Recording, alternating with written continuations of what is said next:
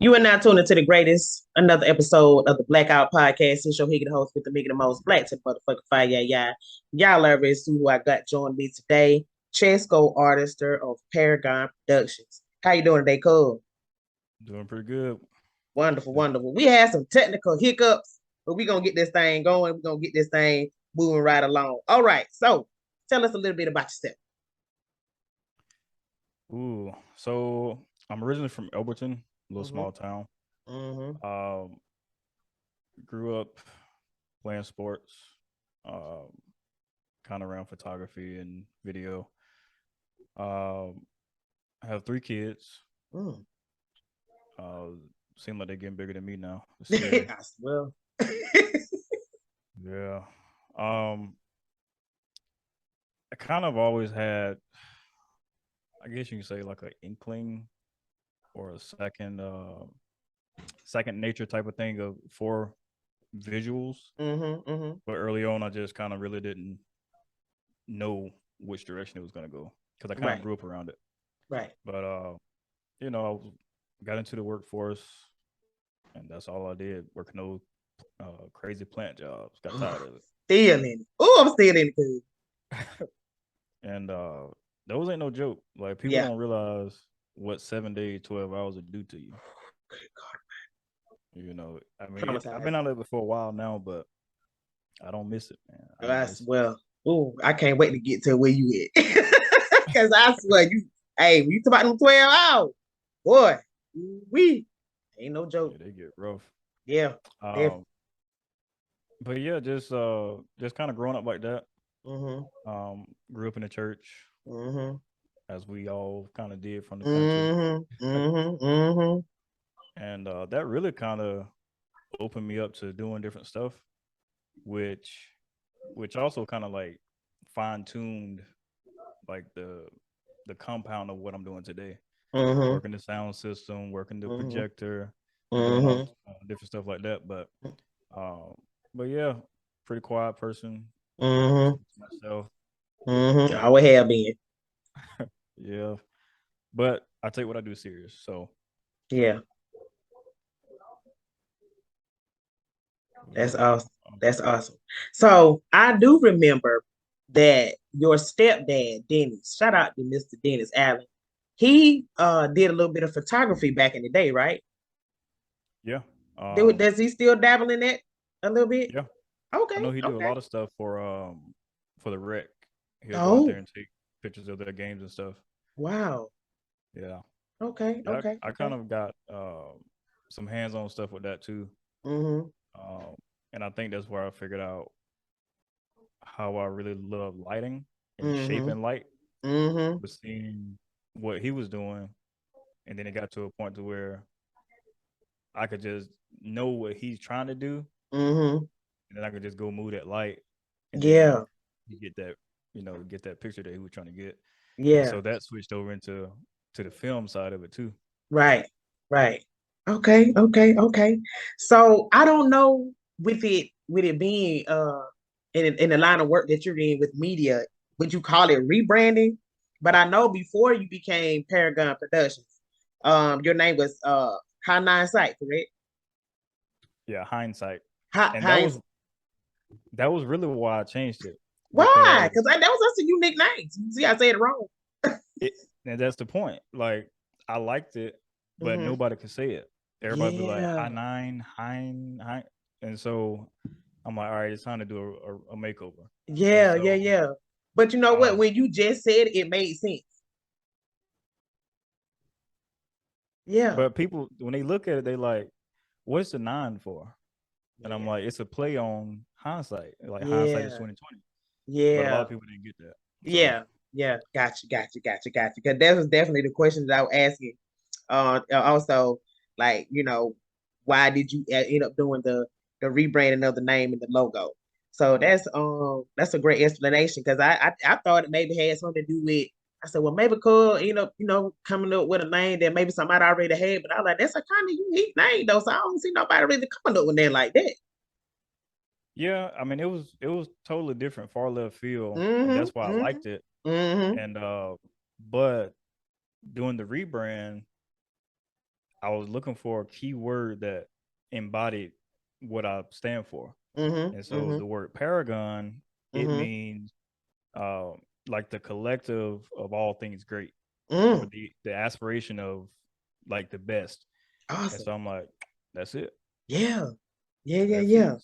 So did you have any other names besides, or like was Paragon was just like that's the stick to, or did you have like maybe 2 or 3 others that you was kind of like leaning towards a little bit? No. Really? Once I saw Paragon, because I was researching with a purpose, right? And so once I found that keyword that showcased me and what I'm trying to do, I was like, yeah, that's the one. Right. So there was really no other words that I was looking for that really stuck or kind of made sense. Yeah. But and then I didn't want to do any names that, is kind of common. Right. And so that's why I went with that name. Yeah, definitely. Okay, cool. So what exactly does Paragon Productions mean to you? What does it mean to me? That's a good question. Yeah. I do what I can. To me, it really means taking the stories of people and crafting that and showcasing that to like the best of my ability, right? On the small level, but on the big level, it's giving people a platform that usually wouldn't have it. Yeah, or definitely. Maybe even people that nobody would ever know. Yeah, and definitely. So taking what I know how to do and giving these people that chance to get some light, So that's really kind of, I guess you could say that's more so what it means to me. And then just tying into the work, just being on a platform, being a pedestal, but not being arrogant. Yeah, we can do it. But definitely keeping the humble side to it. So yeah, definitely. Okay, so I kind of think we kind of briefly talked about what inspired you to get into film and production, but it going a little bit deeper if you can, into your inspiration behind the film and production in media. I guess it would probably have to do with growing up just watching a lot of movies and stuff. But actually, when I thought back on it, really the way I got started was my granddad. Liam. Yeah. Really? Rest in peace, Uncle Liam. Rest in peace. Yeah. I think growing up seeing him, he was like the first person that I was seeing with a camera. Really? And he was recording everything. I didn't know even that. to this day, I mean, we still got VHSs out the roof. And he recorded everything. And really? So I think subconsciously growing up, seeing that, I kind of took on. And then I would, get the cameras that he would have, and he would let me play with them and stuff like that. And then once my stepdad started doing the photography, then it kind of opened up a whole nother branch. So really my granddad actually laid the foundation, but he didn't really even know that. Wow. Ain't that's amazing how people in our lives don't even realize they inspired us to do things. And then we grow up and we end up, just because we saw things like that when we were young, and we just come out and just say, you know what, I like doing this. Yeah. That's and awesome. That's why I say, like, when it goes back to the church, like I was running the sound system and doing these different things, but they were segmented, right? But all of those things play a key part into what I actually do now. Yeah. Cool. But yeah, he did it though. I did not know that. That's crazy. I never would have thought that. Uncle Lynn would always, debonair, fresh to death, smiling with the golds in the mouth. I never knew that he took to like cameras like this. I really did. That's awesome to know. Look at that. Yeah. Learn something new today. It was more like a home video type thing. Yeah. Yeah, that's cool. That's cool. That's cool. So about how long have you actually been doing film and media? Well, I actually decided to make it a business back in 2019. Mm-hmm. And then during that time, I was going back and forth to Atlanta all the time and networking with people, going on Mm-hmm. different film sets and meeting Mm-hmm. different people. And so yeah, and I guess if you're saying all out, probably since 2012. Okay. Okay. Yeah. Awesome. Awesome. Awesome. Awesome. That's cool. I didn't even know you had been in it that long. So like as far as like with doing media and film and stuff like that, I know on your Instagram page you've done like things with the lady that did the poems. I know that you did a couple of pictures with a couple of cars. I know you shot a couple commercials too, right? For like small businesses. Yeah, so primarily right now, Mm-hmm. I do a lot of work for this doctor here in Athens. Mm. So I shoot a lot of their commercials, their Mm-hmm. in-house training, Mm-hmm. um, anything really concerning them, live Mm-hmm. streams, webinars, or whatever. Mm-hmm. Um, so I do a lot of that for them, Okay. but I don't post everything. Right. But yeah, I mean, I do a good range of stuff. Okay. Okay. Okay. Cool. Cool. Cool. Cool.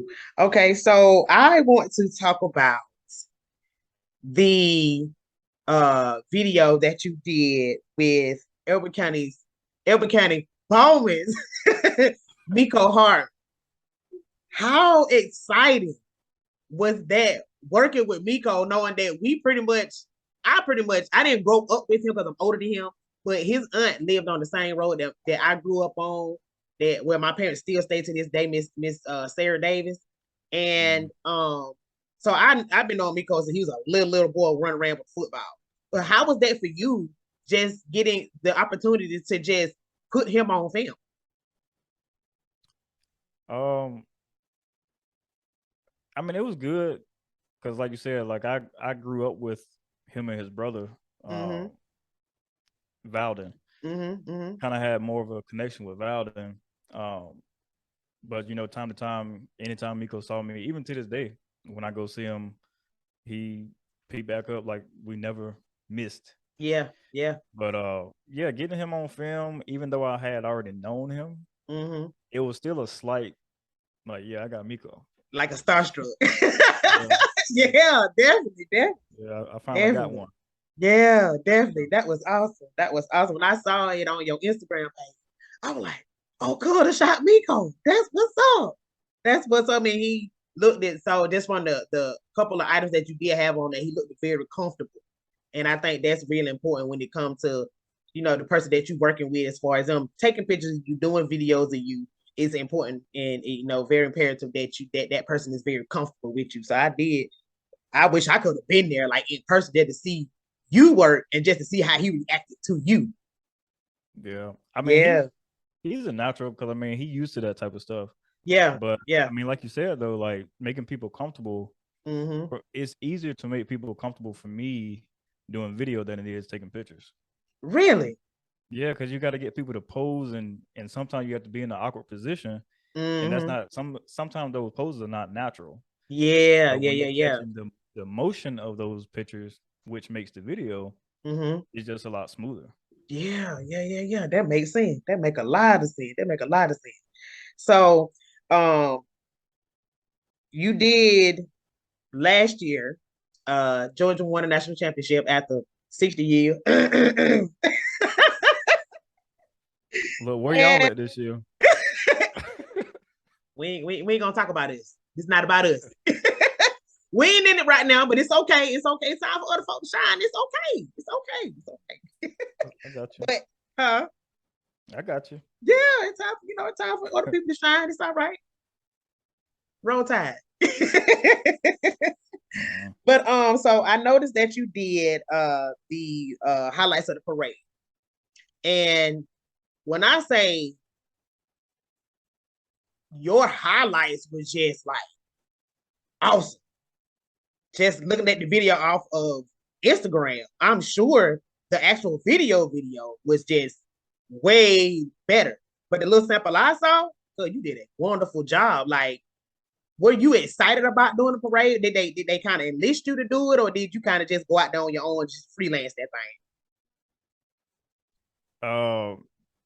Man, that's a funny story too. So I went downtown after, when the parade was getting ready to happen. Mm-hmm. And so I said, I don't even know if I'm gonna be able to film anything because there's so many people.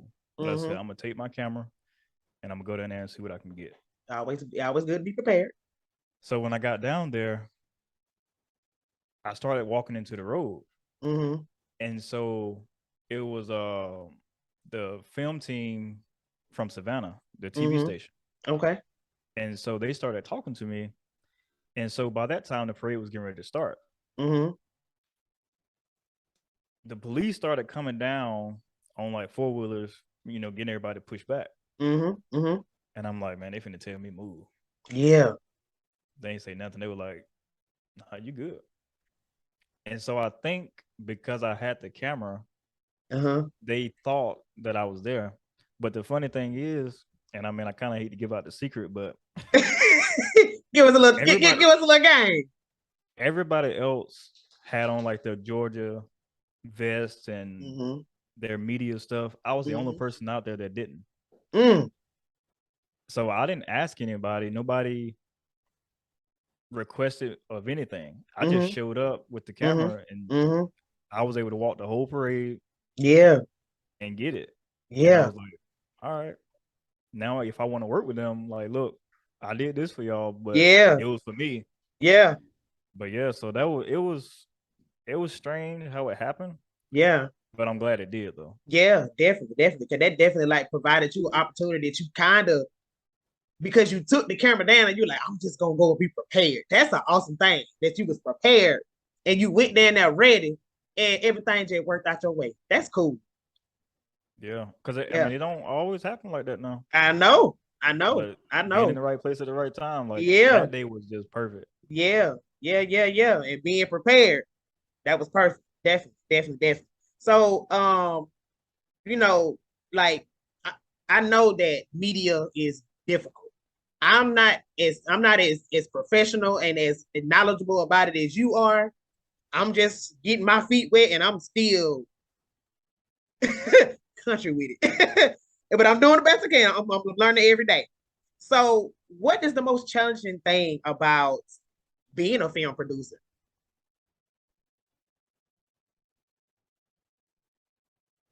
Everything.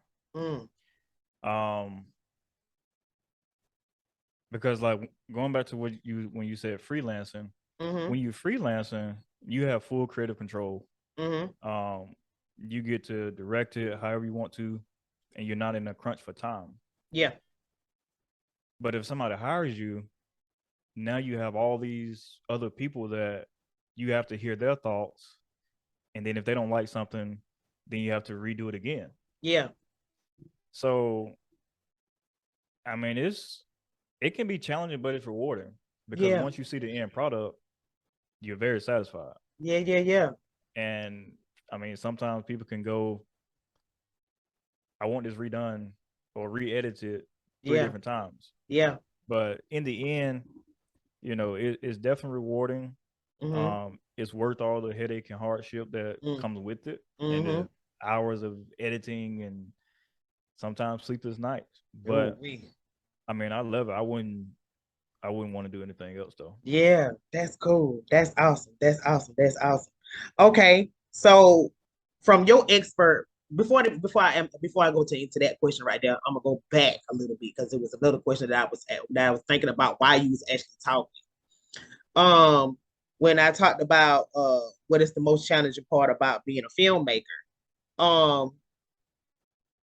how much growth have you seen from yourself from 2012 up until the point where you started to really take it seriously up until now?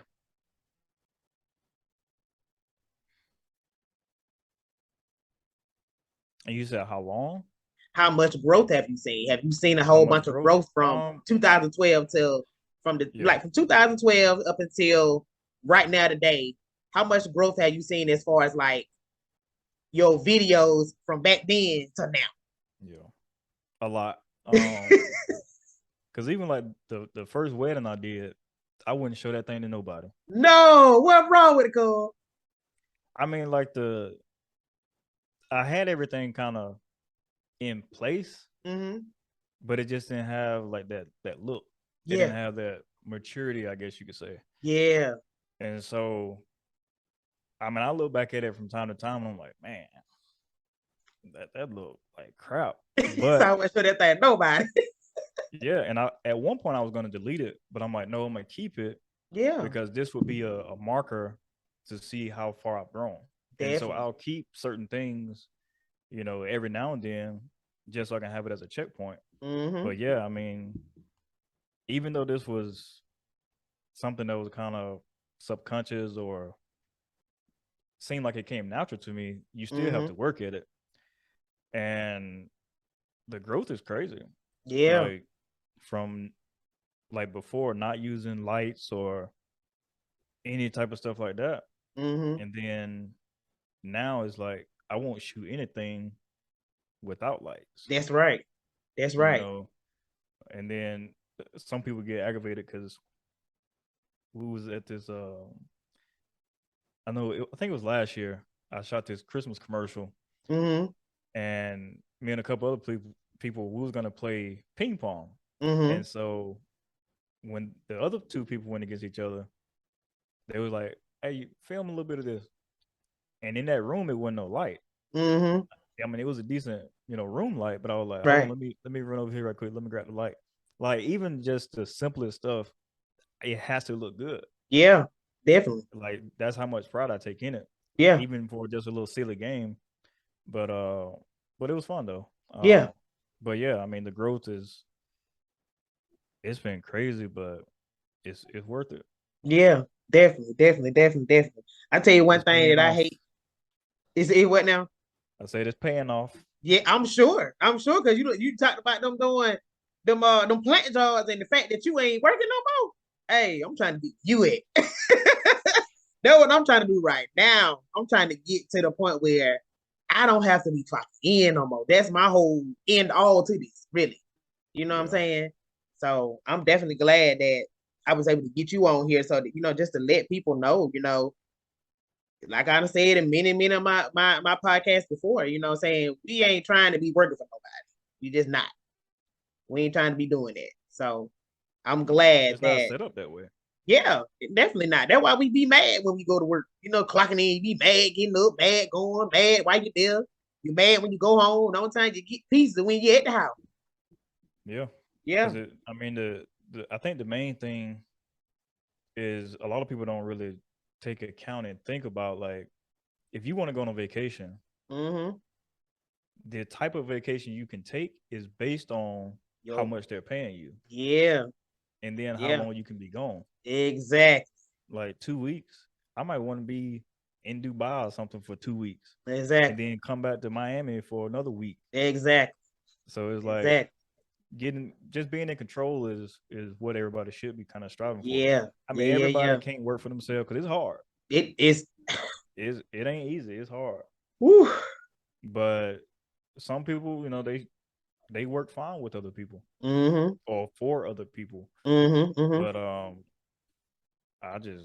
can't do it no more. I swear to God, I feel you, cuz, and I'm trying. When I tell you I'm trying my best to figure out how to get there, I'm trying to figure it out, cuz I ain't know that I was supposed to be no entrepreneur. I ain't know that for. I mean, we've always had these tendencies, cuz my dad, despite whatever he do, he always had an entrepreneur spirit. He always been, the type to want to pressure wire cars and pressure wire houses and do yard work. So he's always had the mind of being an entrepreneur.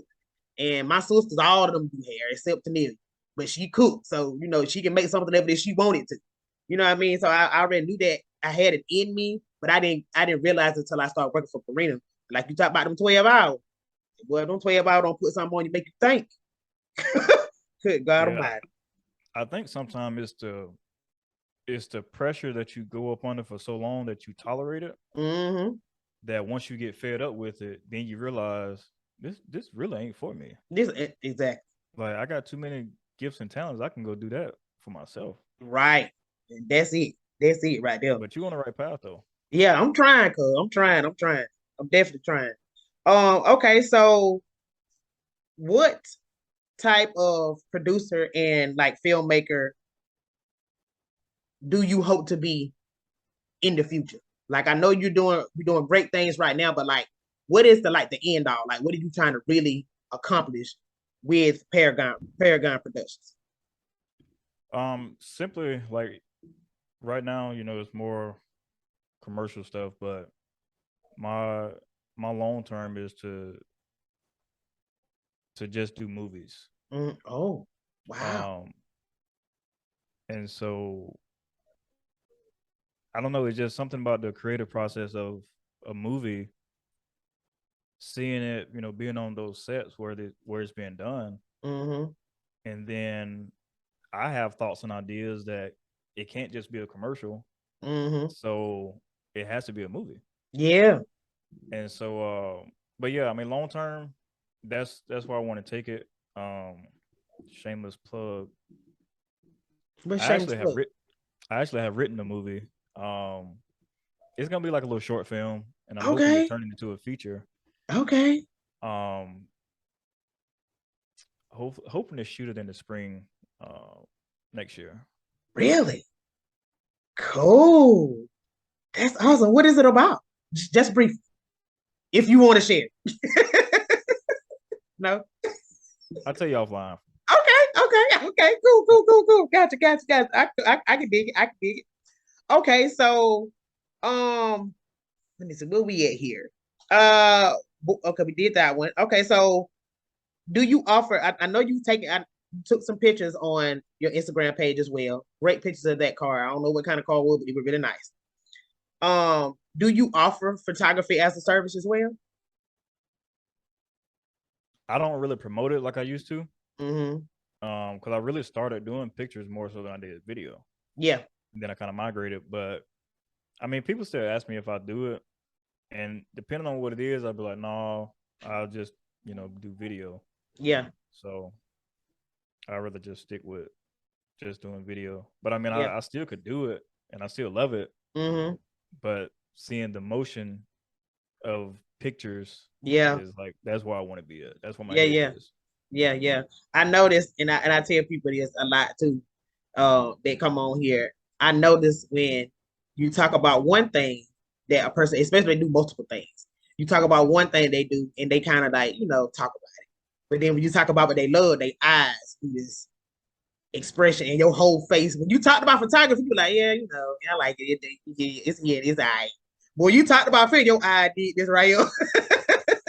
So I know that you are definitely in love with the filmmaking thing. And like I said, you do a great job with it. Okay, so what advice would you give someone that's wanting to get into film production and media? Like somebody just want to start out, they might have, ran up on your IG page and they say, you know what, I want to get into what he doing. I would just tell them, get with people that you may know in your circle. Mm-hmm.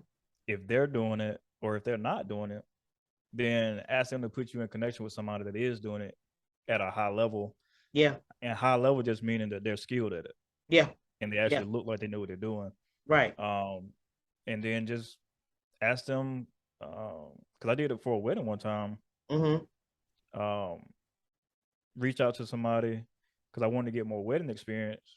And so reached out to them, and I went and I was their second shooter. Mm-hmm. And so only thing I did was basically watch them, and then they let me take a few pictures. But my reason for going in it was just to watch them and seeing, all right, let me really see how these big weddings are being done. Right. But yeah, just find somebody that you can connect with and try to shadow them.